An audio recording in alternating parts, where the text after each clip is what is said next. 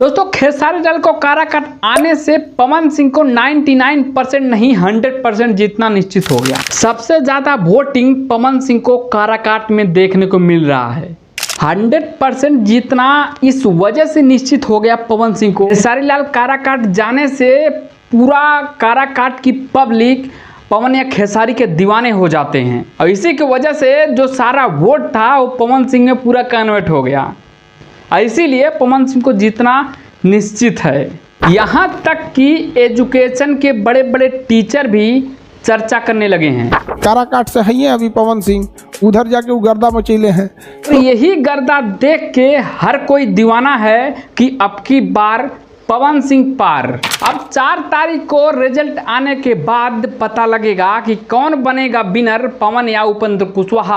ऐसा तो पूरा चर्चा पवन सिंह की है विनर बनने का। खेसारी लाल वहां तक चर्चा कर देते हैं जहां तक उपेंद्र कुशवाहा नौजवानों को लफुआ बोल देते हैं। खेसारी लाल वहां तक नहीं छोड़ते हैं उनको। जिसके नजर में लफुआ है ना, उनके पास भी बेटा है, उनका बेटा लफुआ नहीं है। और इसीलिए कहते हैं कि उपेंद्र कुशवाहा गए भाड़ में।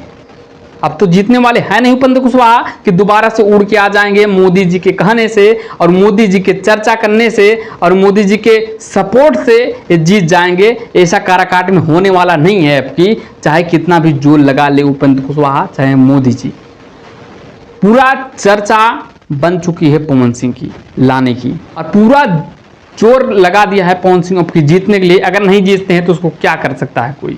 और आज के लिए इतना ही। हम यहीं पर वीडियो एंड करते हैं। अगर चैनल पे नए हो तो सब्सक्राइब मार लेना, बेल आइकन प्रेस कर लेना। इतना गर्मी है कि सेट पूरा भीग चुका है। और चैनल पे नए हो तो सब्सक्राइब कर लेना, इसलिए बहुत मेहनत करते हैं यार। देख रहे हो गर्मी में वीडियो बना रहे हैं आप लोगों को एंटरटेन करने के लिए। तो चलते हैं, बाय बाय।